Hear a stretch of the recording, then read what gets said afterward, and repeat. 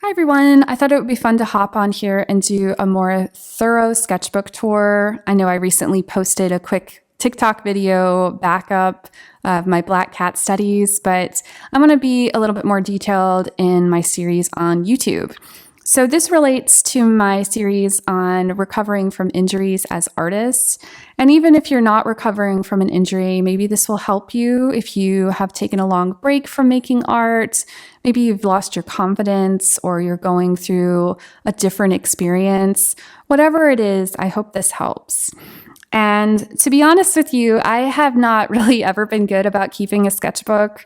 I have tried many times and then just forgot about it.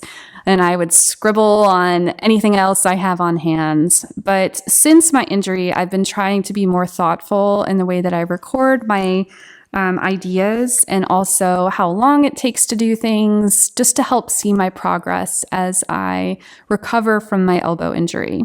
So again, I hope this helps. And if not, if you're just curious about the process, I hope you enjoy this. So as a reminder, and also a reminder for myself, your sketchbook is yours. You should be able to let out anything that you're thinking and feeling into it. You can paste or tape on any sort of textures or materials that may inspire you.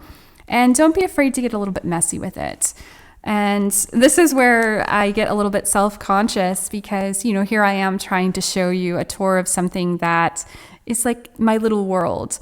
So the other day, for example, I was working on this page, and I swear this is like a cursed page right now in my sketchbook because I already tried 2 paintings behind this one, and then I did this one, and I don't know if I was just rushing and feeling insecure on camera, but by the end of it, I just destroyed it. I was done and frustrated with that day. But I come back today and I'm seeing some of these cool textures and colors in this, and I can definitely salvage this and turn it into something else. So I want to show you that because you are going to have fails, and that's okay. So this part might be a little bit repetitive right here. If you watch the other video, I will just quickly run through this.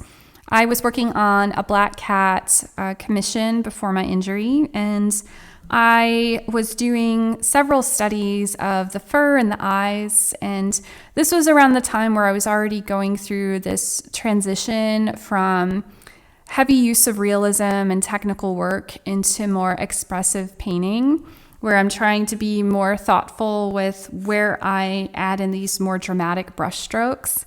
And I thought it would be fun to do because, with the black cat, you have these darkest values where you have almost solid black in areas. So this was really fun to work on. I also was experimenting with layering and the shape of the cat eye and just having fun with mixing colors for the eye because any animal has just so many different colors in the iris. And, for me, I have to do a lot of studies, especially if somebody's paying for my art, because I sometimes have a hard time making decisions, especially if I'm working a little bit outside of my comfort zone. So what I'll do is like these small thumbnail studies to try and figure out how I want to handle these brush strokes, if I want to do them more bold and illustrative, if I want them to look a little bit more realistic where you can feel like the texture of the fur. Or like this one, I love this one. It's like a little fur ball. It's so cute. So I started with lighter values. I know there are grays and browns and violets and all these different colors, even with black cats. So I used undertones of like violets and hematite, which is like a greenish gray, Payne's gray, which is more of a bluish gray, and just trying to see how I want to go about these textures. And this was really fun to work on. I used a fan brush for a lot of this, and I will roll out a video on this too because it's a lot easier than it looks. And usually I don't like fan brushes, but this just clicked in my head when I worked on it. So these parts of the cat fur were my favorites, and I had a lot of fun with just these little tiny itty bitty hairs that were going around like the cat's body. So after that, this is like a few days before my injury, so I look at this and I'm like, oh, what a scary time, but things are getting better. And I love painting birds and drawing birds. I have pretty much my whole life. So I always like to include some bird studies in sketchbooks or art that I design. And I love vultures. I think they are just beautiful and terrifying. They have this intensity about them that is really unique to them, and like the shapes of their bodies and the way they like slouch their shoulders. So in this case, I just wanted to work on some eye studies and how to incorporate more color in my designs. Because prior to this, I was, again, sticking very closely to realism, where I wouldn't be nearly as bold with like the use of yellow, another thing here. I just wanted it to look like real life, you know?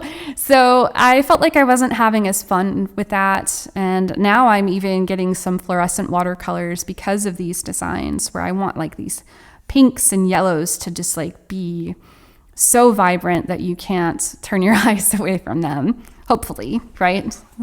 Cross your fingers if that works. But even just like the shape of the beak and using other colors in there just to give it a little bit more zazz, for a lack of a better word. I just love it.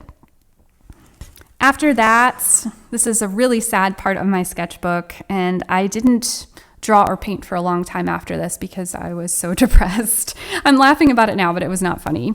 So this was about 2.5 to 3 weeks after my elbow surgery, and I had to get a plate and screws put in my elbow to hold it in place. I, was talking to the surgeon, and, it was just scary in that time. Anytime you have any surgery or have to go to a hospital, it's not fun, right?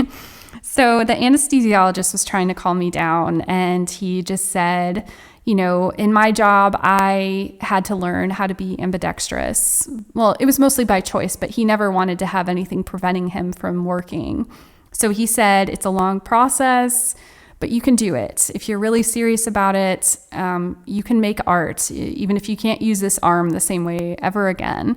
And I really took that to heart because, as artists, we really do have to use our bodies. And when we feel like our bodies are failing us, it can really turn you away from making art entirely. So I did not want to do that.